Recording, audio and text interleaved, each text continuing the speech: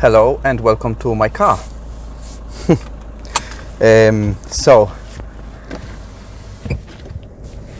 the stories from wedding photographer's car. Funny.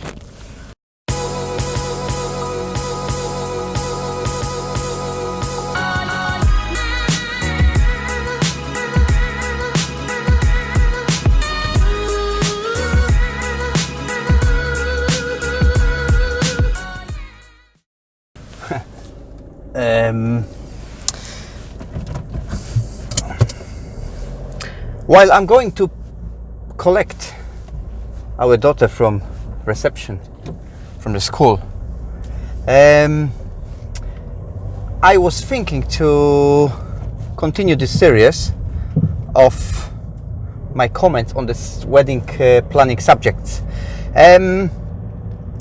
Last night there was a question and discussion on a particular subject at the biggest UK wedding group, Facebook group, and the particular subject was, it's a bit shaky, let me see if I can do something.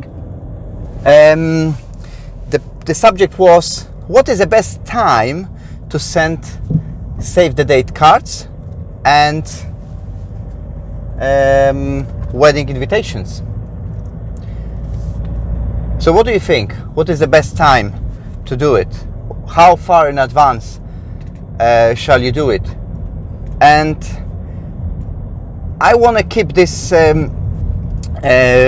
series based on 2 points of views.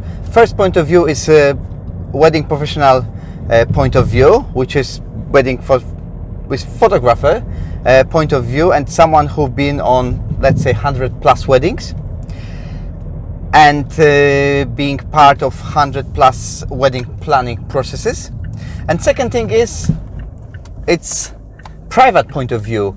So it's a point of view of the person who would like to be invited or is invited for the wedding and has been invited for many weddings. Not that many as I should, or been present as a wedding professional, but we've been on quite few weddings in general. So, what is the best time to send save the date cards? Inform your potential guests who you're willing to invite. And second thing is, what's the best time to send your wedding invitations? So, I think you should consider sending save the date cards as soon as you know that your wedding is happening, as soon as you know that this is particular time it might be happening, and as soon as you know who you want to invite. So basically, as soon as you figure out those 3 things, just send it to them. And the discussion was about keeping it low budget, keeping it cheaper, and most of the arguments, most of the feedback was to keep it low budget. So I don't want to send it because it's cost money, because it's another thing I have to do, whatever, blah blah blah blah. Yes, basically you are planning your wedding, so there are certain things you have to do, or you should consider doing, and one of them is save the date cards. And but now technology allows you to send save the date cards and keep it zero. Now technology allows you to send virtual save the date cards and keep it low budget, keep it basically $0, £0, 0 zloty, 0 anything, 0 money. So it doesn't involve spending money at all. So that's first thing. Second thing is, you can keep it low budget by choosing a low budget or cheap design, and doesn't need to look cheap. but can be really cheap or low budget. And third thing is, you can consider, which I'm always pushing, which I'm only advise, you can consider making your wedding website, creating wedding website, which is again cost zero. There are services you can do it in few minutes, like half an hour, and that's amazing information point, like an information booth where your potential guests or guests can come back and see all the updates.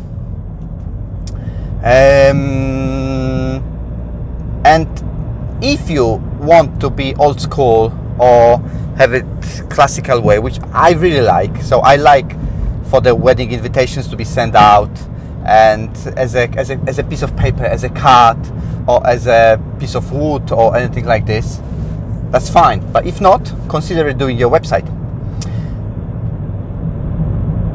So there you can put all of the save the date informations, and you don't need to include date on your save the date. You can really give just the basics and tell them, listen, we got engaged, we want to get married, it might be here and here, it might be this and this time of the year, please consider it in your diaries. And why you're doing that, imagine you are planning your wedding. Why are you planning your wedding 2 years, a year ahead, 3 years ahead?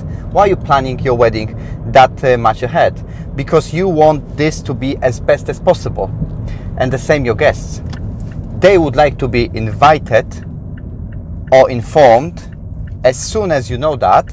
Why? Because they would like to manage their time and manage their travel as best as possible. And the last thing to consider is, do you really know what's happening in their life, your potential guests, your friends, your family, what is happening in the heads? You don't know. I don't know. No one knows. So it might be really helpful for them to organize their time, their schedules, and be informed way ahead about your wedding, about your plans, about the thing you got engaged. So don't do it last minute. Don't do it because you think that's the time to do it. Do it as soon as you know, to avoid disappointment, and not only your disappointment, but to avoid disappointment, and not only your guest disappointment, but yours disappointment. And what I always tell the couples is, you plan your wedding for yourself, and plan your wedding for yourself, and don't be disappointed. Don't be disappointed with yourself, with your decisions, and absence of your key guests, or don't need to be key guests, but imagine you just want to have fun. You want to have everyone around. You want to have everyone who you think to have. So to avoid this disappointment, just do it as soon as you know, and do it as soon as you can do that. Because we live in crazy times. We live in times where everyone wants to have here and there, like now, do it now. And if you're not gonna fit in someone else's busy schedules, your wedding will be missed. Your wedding will not be in the schedules, and you really want